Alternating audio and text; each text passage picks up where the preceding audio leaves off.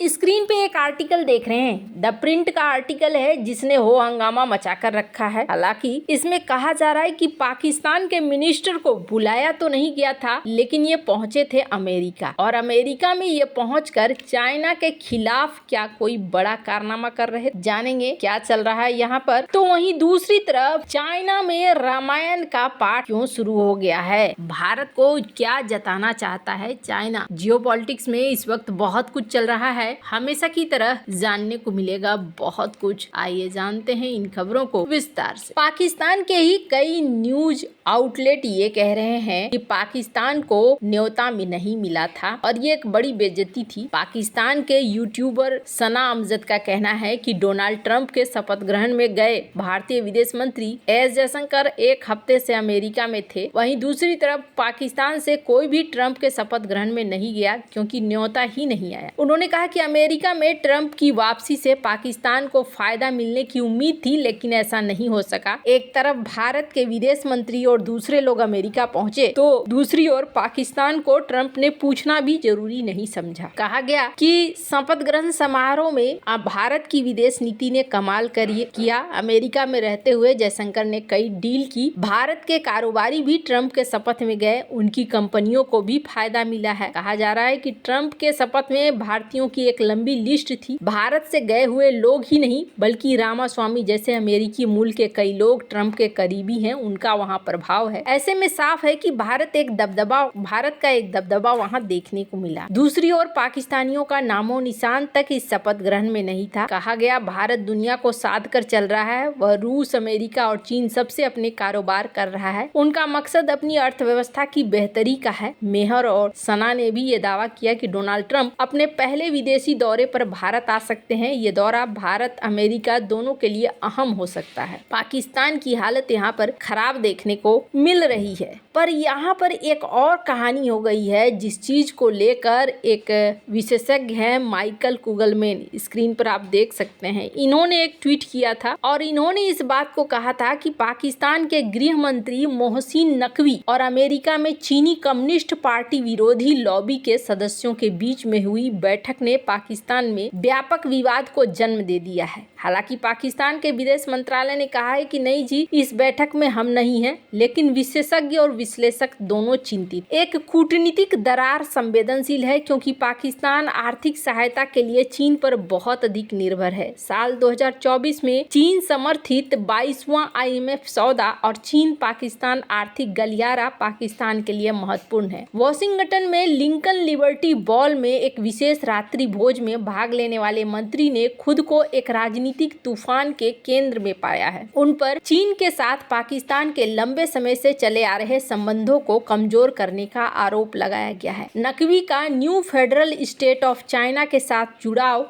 निर्वासित चीनी व्यवसायी गुओ वेंगुई और पूर्व अमेरिकी रणनीतिकार स्टीव बेनन के नेतृत्व में CCP को उखाड़ फेंकने के उद्देश्य से एक राजनीतिक आंदोलन ने विश्लेषकों के बीच में गंभीर चिंताएं पैदा कर दी है। यहाँ पर देखने को मिला है कि ये सब कुछ जो तस्वीरें आ रही हैं, ये तस्वीरें बता रही हैं। पूर्व पाकिस्तानी राजनयिक थी मलिहा लोधी। इन्होंने सवाल किया है कि पाकिस्तान के विदेश मंत्री आंतरिक मंत्री के बजाय राजनयिक मिशन का नेतृत्व क्यों नहीं कर रहे हैं, क्या चल रहा है। यहाँ विदेश मंत्री आर्थिक समितियों की अध्यक्षता करते हैं, जबकि आंतरिक मंत्री को तथाकथित राजनयिक मिशन पर वॉशिंगटन DC भेजा जाता है। इसके अलावा देखने को मिल रहा है कि ये जो मीटिंग हो रही थी, ये मीटिंग कहा जाता है कि चीन विरोधी मीटिंग थी। NFSC एक दूर दराज का समूह है, षड्यंत्रों के सिद्धांतों, चीन विरोधी बयानबाजी को आगे बढ़ाने में शामिल रहा है। इसके सदस्यों को वैश्विक स्तर पर चीनी हितों को अस्थिर करने के प्रयासों से जोड़ा गया है। 4 जून 2020 को न्यूयॉर्क में शुरू किया गया ये समूह खुद को चीन के लिए निर्वासित सरकार के रूप में पेश करता है। इस आंदोलन से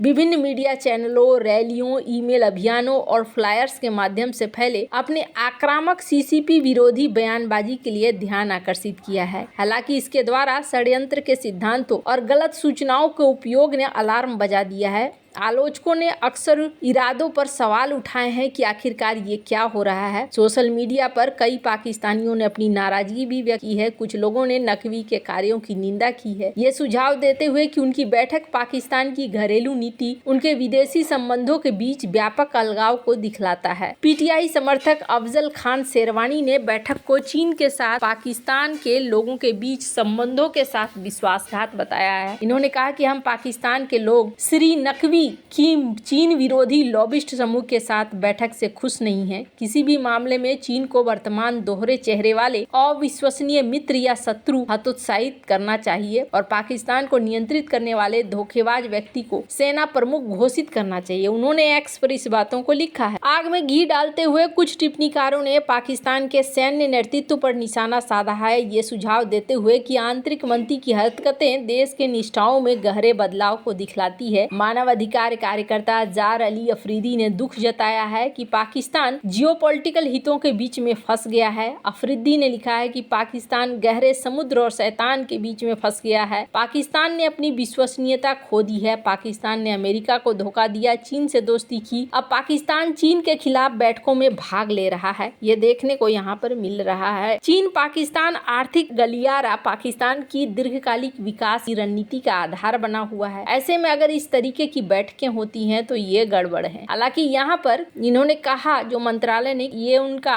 व्यक्तिगत था बैठक, हमारा इससे कोई लेना देना नहीं है। चीनी नीतियों के लिए data company China base book के डायरेक्टर शहजाद काजी ने एक्स पर लिखा है कि देसी चाचा मुफ्त शराब के लिए कुछ भी कर सकते हैं, लेकिन गंभीरता से यह सरकार का कितना बड़ा जोकर है। अब आप सोच सकते हैं कि यहाँ पर इस तरह की बातें हो रही हैं। अब इन सब के बीच में जहाँ चाइना के साथ पाकिस्तान के रिश्ते बिगड़ते हुए दिख रहे हैं, तो वहीं दूसरी तरफ ये देखने को मिल रहा है कि चाइना में रामायण का प्रदर्शन हुआ और ये जो रामायण का प्रदर्शन हुआ, इस प्रदर्शन में ये देखने को मिला कि इन्होंने पूरे डांस के तहत पूरे रामायण को दिखलाया है चाइनीज कलाकारों ने। अब आपके मन में बहुत तरह के ख्याल आ रहे होंगे कि अचानक चाइना को रामायण का याद क्यों आने लगा। पहली बात तो ये, चाइना एक चीज सही बोल रहा है और वो ये है कि भारत और चाइना के बीच में ना सांस्कृतिक संबंध भी हैं बहुत पुराने, और इसके पीछे कारण है। कारण ये है कि चाइना में एक